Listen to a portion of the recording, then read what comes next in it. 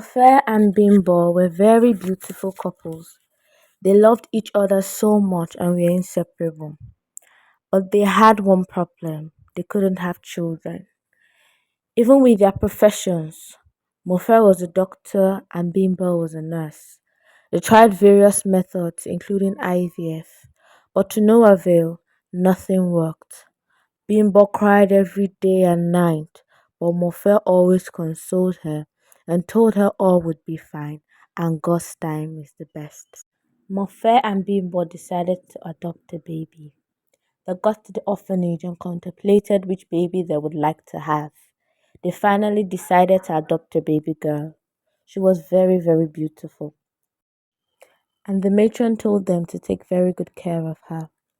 The baby girl was such a blessing in their lives, and they named her Omomi. Omomi grew up to be a very beautiful girl. She never caused any trouble, and she ended up even growing to look like Bimbo. The family was always filled with joy. When Omomi was 15 years of age, strange things started happening. Omomi would always have trouble sleeping and would constantly talk to herself. Bimbo noticed this and asked her what was wrong. Omomi opened up and said, "Mom, I don't know." She had constantly been seeing people appearing around her and telling her to come home.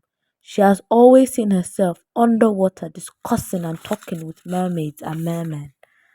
She didn't know them, but they constantly tell her to come home.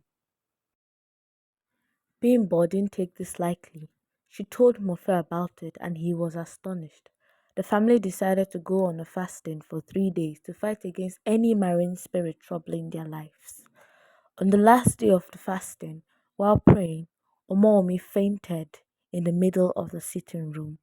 Mofe and Bimbo rushed her immediately to their hospital to try to check what was wrong with her. But to no avail, it seemed like nothing was seen to be wrong with her. This landed Omomi into coma.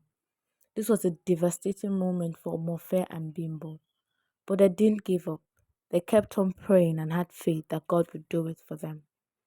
One day at a church service, the pastor called them out and asked them some questions. He said that the Holy Spirit was showing him something mysterious about their daughter, and he said he would like to see her. He went the next day and saw Mommy lying helpless and her head deteriorating. And then he bowed his head to pray.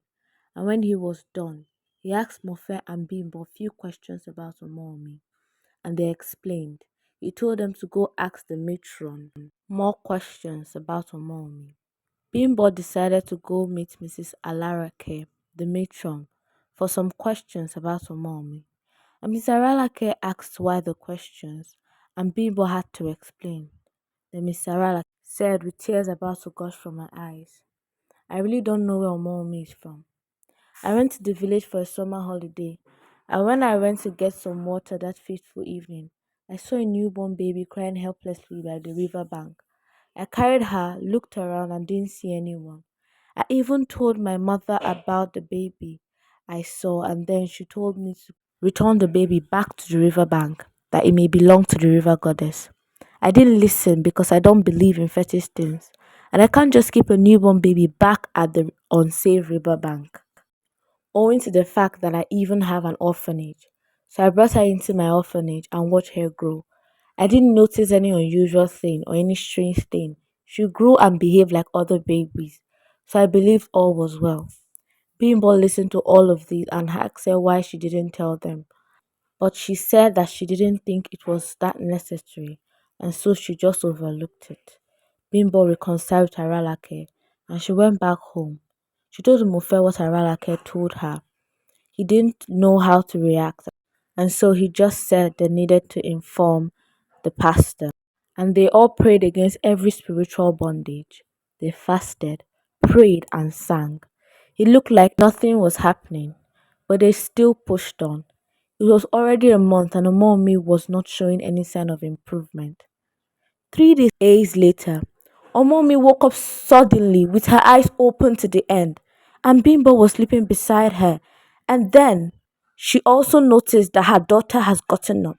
And then Omomi looked at her mother and said, "Battle is won, mommy. The victory is sure. We fought and we won. And then Bibo smiled with joy and knelt down, raising her hands up high, telling God thank you. She immediately called Mofe, and Mofe called the pastor. Omomi explained what was really transpiring with her when she was in coma. She said that the Queen Mother said she has been ripe for the age to get married at 15. Omomi said she cried and begged that she does not want to get married. They treated her well, gave her food, gave her jewelries, and she even turned to be like them. But suddenly, after some time, they changed. They fought her, told her that she's going to cause a lot of trouble in their land. And finally, after a few while, the godmother told her that she can no longer stay in their land and they no longer need her. So they told her to leave, and that was how she woke up. Glory be to God. The family was so happy. They lived their lives peacefully and they gave testimonies. So guys, if you love this video, make sure to click the subscribe button for more videos like this, comment and like. So guys, for my picture qualities, say thanks to Meta AI. Let's give them a thumbs up because they've really been helpful for my videos. Bye.